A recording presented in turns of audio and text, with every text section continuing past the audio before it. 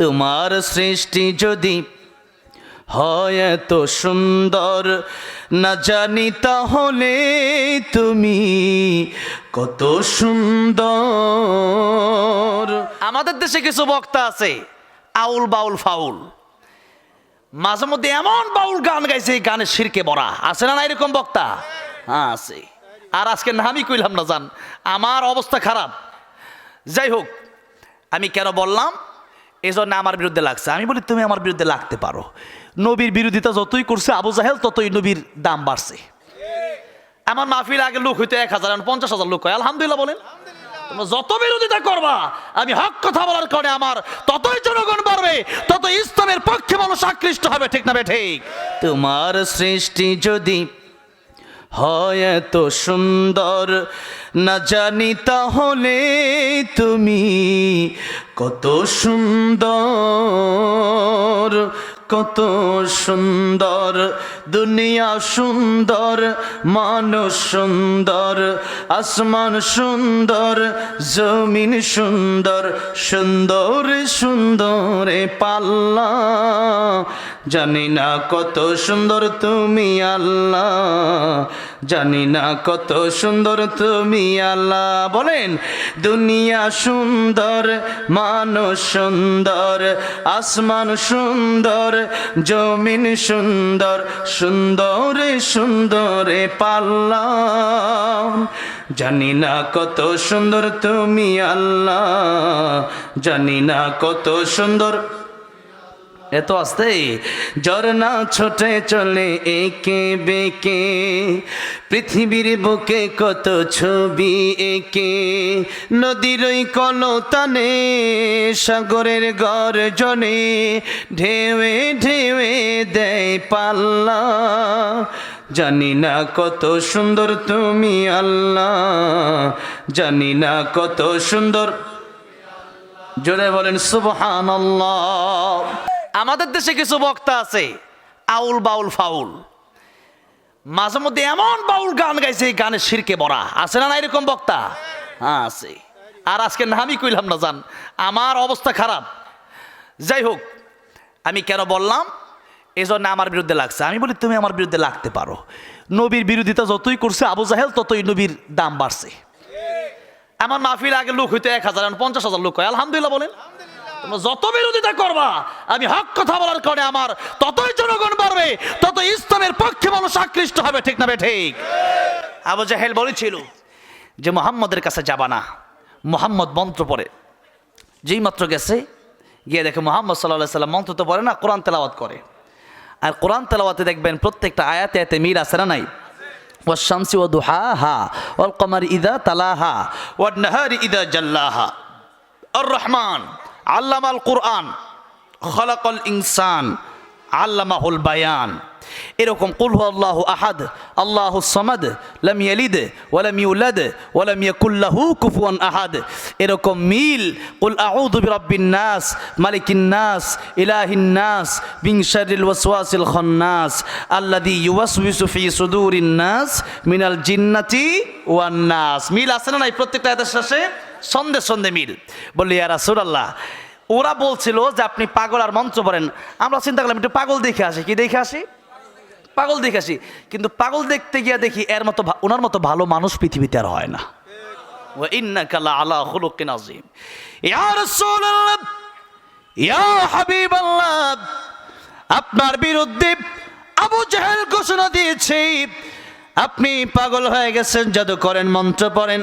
কিন্তু আমরা এসে যা শুনলাম, এটা পৃথিবীর মানুষ কোনো দিন পড়তে পারে না। পৃথিবীর মানুষ ছন্দ কবিতা বানাতে পারে, কিন্তু এমন আজীব আজীব তথ্য, এমন বিজ্ঞানময় কথা পৃথিবীর মানুষ বলতে পারে না। যা শুনেছি, যা দেখেছি, আমাদের বিশ্বাস করতে আর বাকি নাই। ইয়া রাসূলুল্লাহ, আপনি যে রাহমাতুল লিল আলামিন নবী, আপনি আমাদেরকে পড়ে দেন লা ইলাহা ইল্লাল্লাহু মুহাম্মাদুর রাসূলুল্লাহ সাল্লাল্লাহু আলাইহি সাল্লাম। কালিমা পড়ে পড়ে মানুষ মুসলমান হয়ে গেছে। এই ছেলে টার্গেট লাইট মারে, ওটা দেখেন তো, টার্গেট লাইট রাখো, দেখো না কি মজা করতেছে ও বসে বসে, হাজার হাজার মাস তার সাথে ও আমাকে টাকা রাখছে, বুঝে নাই আর কি। ঠিক আছে, ওর কাছে টাকা নিয়ে পকেটে রেখে দেন, পরে খেলো, তুমি যাও, আপাতত বন্ধ রাখো। হ্যাঁ, ছোটো মানুষ, সমস্যা নাই, একটু মারছ আর কি, মজা তো করে, আমরাও কত মজা করছি, কোনো ব্যাপার না। আমাদের দেশে জানেন কি একটা সমস্যা কি জানেন, ছোটো বাচ্চাদেরকে না মসজিদে নিয়ে যেতে চায় না। ওই আরেকজন বলে, ওরে মসজিদে নিয়ে আসছো কেন, নিষেধ। রাসূলুল্লাহ সাল্লাল্লাহু আলাইহি সাল্লামের সাথে মসজিদে বাচ্চারা এসে আনন্দ করতেন, মজা করতেন, সুবহানাল্লাহ বলেন। মক্কা মদিনাতে এবার আমি বড় হজে যাচ্ছি, উমরা আল্লাহ অনেকবার করাইছে। তো উমরাতে গেছি যখন, তখন মদিনাতে গিয়ে দেখলাম এত ছোট বাচ্চা, যারা হাজী সাহেবরা গেছেন, দেখি কারা কারা গেছেন। আলহামদুলিল্লাহ, আমার সাথে তো হাজী সাহেব বসা, পিছনে বসা, স্টেজে সবাই দেখা যায়, যেরকম মারহাবা। আলহামদুলিল্লাহ, সবাই যাওয়ার তৌফিক দিয়ে বলেন আমিন। পৃথিবীর সবচেয়ে শ্রেষ্ঠ জায়গা, একবার যাবেন জীবন পরিবর্তন হয়ে যাওয়ার সম্ভাবনা আছে। এই জন্য সেখানে বাচ্চারা আছে না, মক্কা মদিনার ভিতরে খেলতেছে, দৌড়াচ্ছে। এত করে লাভটা কি? লাভটা একটু দেখেন, আমাদের পরিবারে প্রায় সবাই আলেম, যার কারণে আমার দাদা ছোটবেলা যখন 5-6 বছর বয়স ছিল, তখনই বাড়িতে ফজরের সময় আমরা ঘুমাতে পারতাম না। আজান হয়ে গেছে মানে কেউ ঘুমাতে পারবে না, দরজায় বাড়ি, লাঠি দিয়া বাড়ি, এখন নামাজে চলে যাও। আর এই নামাজের নির্দেশ দেওয়া হয়েছে, নামাজ যখন 7 বছর তখনই নামাজে পাঠিয়ে দিবেন। 10 বছর হয়ে গেছে নামাজ পড়ে না, আপনি বলবেন তোর আমার বাড়িতে খাবার নাই। কারণ তখন রাসূল সাল্লাল্লাহু আলাইহি ওয়াসাল্লাম বলেছেন ওকে পিটাও নামাজ না পড়লে, কারণ সে আল্লাহরে চিনে না। ও বাপ্পা কেমনে চিনবে? যে আল্লাহর চেনে সে বাপ মা চিনে না, যে আল্লাহকে চেনে সে বাপ মা চিনবে। ওয়াকাদা রাব্বুকা আল্লা তা'বুদু ইল্লা ইয়্যাহু ওয়া বিল ওয়ালিদাইনি ইহসানা। আপনি সন্তানকে নামাজি বানান, এই সন্তান আপনারা চিনবে, আপনার কষ্ট দিবে না।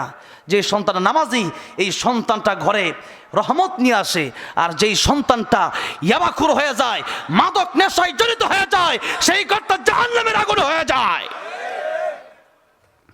সন্তানকে ছোট থেকে নামাজি বানান। ইন্নাস সালাতা তানহা আনিল ফাহশাই ওয়াল মুনকার, নামাজি বানান। নামাজি যদি না বানান, এরপরে সন্তান ছোটবেলা খেলবে, আদর করবে। ছোটবেলায় আমি অনেককে দেখেছি বিভিন্ন নাটক সিনেমা মোবাইলে দিয়ে ধরে রেখেছে। আপনি আল্লামা সাঈদীর তাফসীর দিয়ে ধরে রাখেন, এই সন্তানটা আল্লামা সাঈদীর উত্তরসূরি হবে। আমি আজকে আলোচনা কিভাবে করছি, এই আলোচনা আমি করছি, আমার এই আলোচনা আমি প্রথম ভূমিকা দেব আল্লামা সাঈদীকে। কাকে দেব? আল্লামা সাঈদী রহমাতুল্লাহ আলাইহিকে দেব। কারণ জন্মের পরেই যখন কিছুটা বুঝি, তখনই আল্লামা সাঈদীর রেকর্ড আমি শুনতাম আমার বাপের, আমার চাচাদের মোবাইলে, অডিওতে। তখনই কারি আব্দুল বাসাত রহমতুল্লাহ তেলাওয়াত শুনতাম। এই ঝিনাইদার কৃতির সন্তান আইনুদ্দিন আল আজাদ রহমতুল্লাহ আলী চলে গেছেন, আল্লাহ জান্নাতের উচ্চ মাকাম দান করেন, বলেন আমিন। তাদের ইসলামের সঙ্গীত আমি শুনতাম তখনই, যার কারণে এই ভূমিকাগুলো এখন আমার মধ্যে পাওয়া যাচ্ছে। এখন আল্লাহ আমাকে তাফসির করার সুযোগগুলো দিয়েছেন। আর আপনার সন্তানকে আপনি নায়ক আর গায়কদের ভিডিও দেখাবেন, সে চিন্তা করবে আমি কিভাবে নায়ক গায়ক হব। অথচ নায়ক গায়ক যারা হয়েছে, ওরা কবরে গেলেও ওদের গুনাহ হতেই থাকে।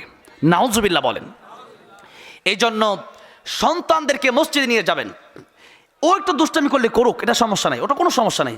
আপনার নামাজে এমন মন যে ও দুষ্টামি করতেছে, আপনার ওইদিকে মন চলে যায়, আপনি কেমন নামাজি?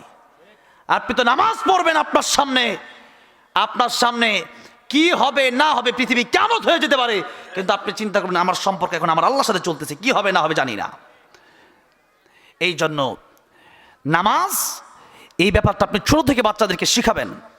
ছোট থেকে বাচ্চাদেরকে নামাজে নিয়ে যাবেন। আপনি যাবেন, আপনার সাথে 5 ওয়াক্ত নামাজ আপনার সন্তানটাকে নিয়ে যাবেন। আর ওকে যদি না নিয়ে যান, ও আস্তে আস্তে বড় হবে কিন্তু নামাজ শিখবে না। আমরা নামাজ শিখেছি কোন জায়গায়? মাদ্রাসায় গিয়ে নামাজ শিখে নাই। আগে নামাজ শিখেছি পরিবার থেকে, ফ্যামিলি থেকে আগে নামাজ শিখেছি। আগে সর্বদা আমার দাদা আমাকে নামাজ শিখিয়েছেন। এই জন্য নামাজ আপনার সন্তানকে আপনি শিখাবেন। আপনি কীভাবে নামাজ পড়তেছেন, আপনার সন্তানটাও পড়বে, আল্লাহ খুশি হয়ে যাবে, আল্লাহ সন্তানটাকে রুলি বানিয়ে দিবে। সুবহানাল্লাহ। নিয়ে যাবেন তো মসজিদে, কোনো রাগারাগি করা যাবে না। মসজিদে হাসান হুসাইন রাদিয়াল্লাহু আনহুমা, হুসাইন রাদিয়াল্লাহু কত মজা করতেন। একদিন কো, না না তুমি বড় না আমি বড়, যেরকম সুবহানাল্লাহ। নবী বলেন, হুসাইন আমি তো বড়, আমি তো রহমাতুল্লিল আলামিন। তো হুসাইন বললেন, না না তোমার থেকে একটা দিকে কয়েক গুণে আমি বড়, কয়েকটা দিক দিয়ে আমি হুসাইন বড়। তখন কথা হচ্ছে, এগুলো প্রশ্ন যেগুলো, এগুলো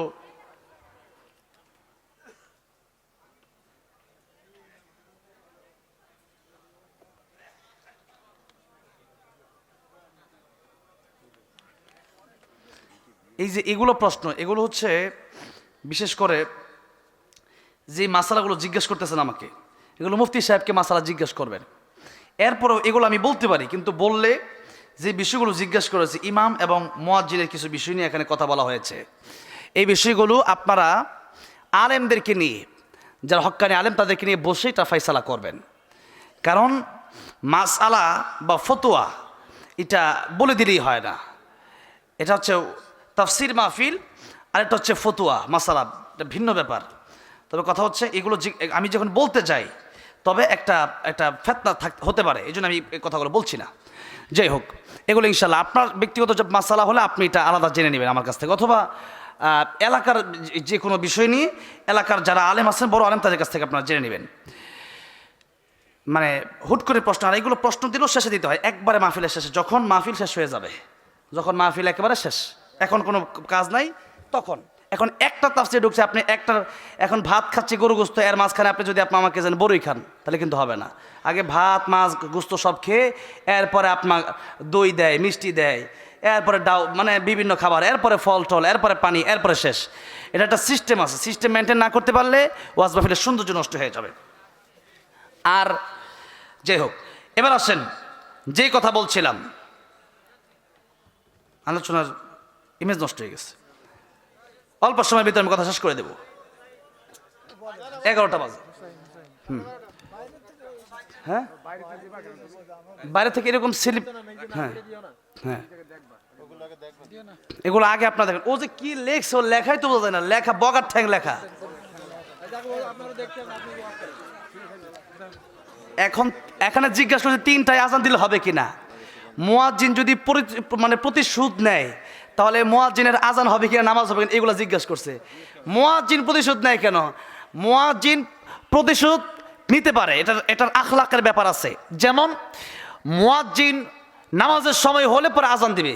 কখন আজান দিবে? নামাজের সময় হলে পরে আজান দিবে। এখন এশার টাইম মনে করেন হবে 6:30, আমি কি 5টায় এশার আজান দেবো নাকি? তখন তো মাগরিবের আজান হবে, আর এশার আজান এশারের সময় হবে। এটা হচ্ছে, আমি বলে দিচ্ছি। এরপরে দিছে যে মুয়াজ্জিন যদি প্রতিশোধক হয়, যদি এরকম হয় যে মধ্যে প্রতিশোধ নেয়, হ্যাঁ, এখন আপনি আমাকে একটা থাপ্পড় দিচ্ছেন, আপনাকে একটা থাপ্পড় আমার দেওয়ার ইসলামে অনুমতি আছে। এর মানে আমার আজান হবে না, বিষয়টা এরকম না, অবশ্যই আমার আজান হয়ে যাবে।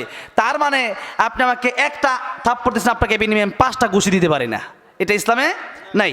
তার মানে মুয়াজ্জিনের আজান হবে কি হবে না এরকম না, মুয়াজ্জিনের আজান হবে, মুয়াজ্জিনের পিছনে নামাজ পড়লে নামাজও হয়ে যাবে, কোনো সমস্যা নাই। ওইটা ওনার ব্যক্তিগত ব্যাপার তার সাথে। যাই হোক, এবার আসেন, এগুলো 2টা প্রশ্ন করছে আর কি। এগুলো এমন একটা প্রশ্ন যেগুলো দিলে হুট করে বয়ানের মাঝখানে বয়ানের ইমেজ চলে যাবে। একটা লাইনে আমি আসি, আমার তো একটা কথা বলতে বলতে আমি তো এখানে কোন আলোচনা করবো, আমি এগুলো কিতাব থেকে পড়ে এরপরই তো আসছি নাকি। এখন আমি যদি একটা উত্তর দিকে, একটু পরে আরেকটা আসবে, দেখেন না আপনি ওয়াজ আসে কতগুলা গজলের স্লিপি আসে, যেরকম ঠিক না বে ঠিক।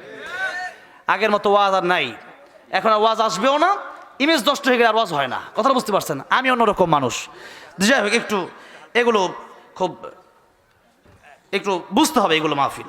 তো যাই হোক, এতগুলো হাজার হাজার মানুষ কোরআনের তাফসির হচ্ছে, এর মাঝখানে কোন মুয়াজ্জিন কি করছে না কি ইমাম সাহেব কি করছে, এটা ঢুকাই দিচ্ছেন, তাহলে আমি কি করবো? ওটা কি করবো? ব্যক্তিগত বিষয় ব্যক্তি পর্যায়ে থাকবে, এটা হাজার হাজার জনসম্মুখে এই মাসলা আপনি জিজ্ঞাসা করতে পারেন না। যাই হোক, ঠিক আছে, আল্লাহ সমস্ত ফিতনা থেকে হেফাজত করেন, বলেন আমিন। কোন জায়গায় যে ঢুকলাম, আপনাদের কিছু আলোচনা মনে আছে? হ্যাঁ, হুসাইন রাদিয়াল্লাহু আনহু জিজ্ঞাসা করলেন, ইয়া রাসূলুল্লাহ। আর অনেকগুলো প্রসঙ্গ সেখানে আছে, নারীদের বিষয় আছে, গীবত আছে, নারীরা 2 কারণে জাহান্নামে যাবে, এই বিষয়গুলো আছে, আমি সবগুলোই মনে আছে। তারপর আপনাদেরকে আরেকবার জিজ্ঞাসা করলাম। হুসাইন রাদিয়াল্লাহু আনহু বলেন, না তুমি বলো না আমি বড়। নবী কয়, আমি তো বড়। হুসাইন রাদিয়াল্লাহু আনহু বলেন, না আমি তোমার থেকে বড় কয়েকটা দিক দিয়ে, বলেন সুবহানাল্লাহ। নবী কয়, হুসাইন তাহলে কেমনে সম্ভব, তুমি কেমনে বড় হইলা? হুসাইন জিজ্ঞাসা করল, ইয়া রাসূলুল্লাহ, ইয়া হাবিবাল্লাহ, বলো তো তোমার মায়ের নাম কি? বলে আমেনা। তোমার মাকে কি আল্লাহ জান্নাতের টিকিট দুনিয়াতে দিছে? না। আমার মা ফাতিমাতু সাইয়্যিদাতু নিসাই আহলিল জান্নাহ। সুবহানাল্লাহ। আমার মা তো সেই মা যার ব্যাপারে নবীজি সাল্লাল্লাহু আলাইহি সাল্লাম বলেছেন যে ফাতেমা জান্নাতের সর্দারনি হবে। আমার মতো পৃথিবীর সমস্ত মহিলাদের সর্দারনি আমার মা সেই মা, তোমার মতো পৃথিবীর সমস্ত মহিলাদের সর্দারনি হবে না জান্নাতে। তাহলে আমি বড় না তুমি বড়? নবীজি মুচকে মুচকে হাসতেছেন আর বলতেছেন, হুসাইন মায়ের দিক থেকে তুমিই বড়। বললে না না তোমার বাবার নাম কি? বলে আব্দুল্লাহ। আর কোনো নাম আছে, টাইটেল আছে? না আব্দুল্লাহ ইনি। হুসাইন ডেকে বলল না না শুধুমাত্র এতটুকুই, আর আমার বাবার নাম আসাদুল্লাহিল গালিব। আমার বাবা হযরত আলী শের খোদা, আল্লাহর সিংহ আমার বাবা। কাফের বেঈমানেরা আলী রাদিয়াল্লাহু আনহুকে সিংহের মতো ভয় পায়। জোরে বলেন আল্লাহু আকবার। আমার বাবা সেই বাবা, যেই বাবা সরে মুবাশশারা বিশেষ 10 জন জান্নাতি টিকিট প্রাপ্ত সাহাবীদের মধ্য থেকে একজন সাহাবী নবী দুলালী ফাতেমা রাদিয়াল্লাহু আনহার স্বামী আমার বাবা আলী রাদিয়াল্লাহু আনহু। ও আমার নানা, ইয়া রাসূলুল্লাহ, ইয়া হাবিবাল্লাহ, এবার তুমি বলো বাবার দিক থেকে আমি বড় না তুমি নবী বড়? নবী বলেন হুসাইন, বাবার দিক থেকেও তুমি হুসাইন বড়। সুবহানাল্লাহ বলেন। এবার বললেন না তোমার নানির নাম কি? নবীর নানির নাম বললেন হুসাইন রাদিয়াল্লাহু আনহু। বললেন নানা গো, আমার নানি সেই নানি যেই নানি আল্লাহ নবী বিশ্ব নবী রাহমাতুল লিল আলামিনের বিপদের সময় বন্ধ হয়েছিল। আমার নানি সেই নানি যেই নানিকে এই দুনিয়াতে আমার আল্লাহ রাব্বুল আলামিন নিজে সালাম দিয়েছেন। তোমার নানির আল্লাহ সালাম দিছে? কর না।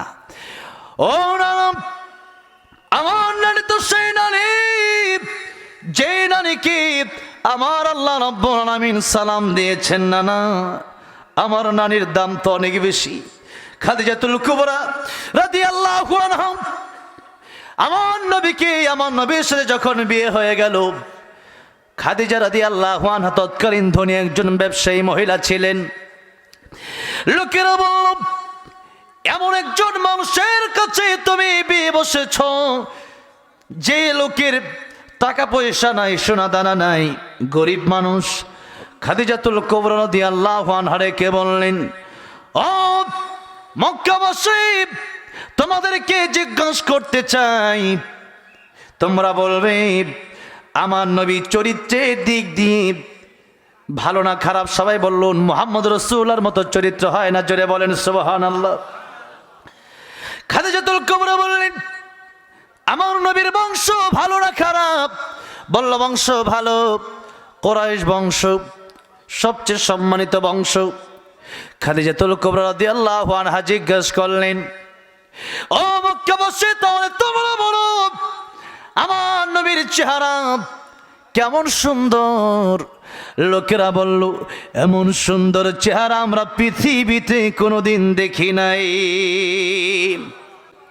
তোমার সৃষ্টি যদি হয় এত সুন্দর, না জানি তাহলে তুমি কত সুন্দর, কত সুন্দর। দুনিয়া সুন্দর, মানুষ সুন্দর, আসমান সুন্দর, জমিন সুন্দর, সুন্দর সুন্দর পাল্লা। জানি না কত সুন্দর তুমি আল্লাহ, জানি না কত সুন্দর তুমি আল্লাহ। বলেন, দুনিয়া সুন্দর, মানুষ সুন্দর, আসমান সুন্দর, জমিন সুন্দর, সুন্দর সুন্দর পাল্লা। জানি না কত সুন্দর তুমি আল্লাহ, জানি না কত সুন্দর। এত আস্তে ঝরনা ছোটে চলে একে বেঁকে, পৃথিবীর বুকে কত ছবি এঁকে, নদীর ওই কলতানে, সাগরের গর্জনে, ঢেউে ঢেউে দেয় পাল্লা। জানি না কত সুন্দর তুমি আল্লাহ, জানি না কত সুন্দর। জোরে বলেন সুবহানাল্লাহ। আমার নবী বিশ্ব নবীর রাহমাতুল লিল আলামিন আম্মা জান আয়েশা সিদ্দিকা রাদিয়াল্লাহু আনহা বলেন, ও দুনিয়ার মানুষের, দুনিয়ার একটা সূর্য আছে, দুনিয়ার সূর্য ওঠে সকাল বেলায়, আর আমার ঘরে একটা সূর্য আছে, সেই সূর্য উঠে আমার ঘরে মাগরিবের পরে রাতের বেলায়। জোরে বলেন সুবহানাল্লাহ। খাদিজাতুল কুবরা রাদিয়াল্লাহু আনহা বললেন, ও মক্কাবাসী, তোমরা বলো আমার নবীর চেহারা সুন্দর কমলা বেশি?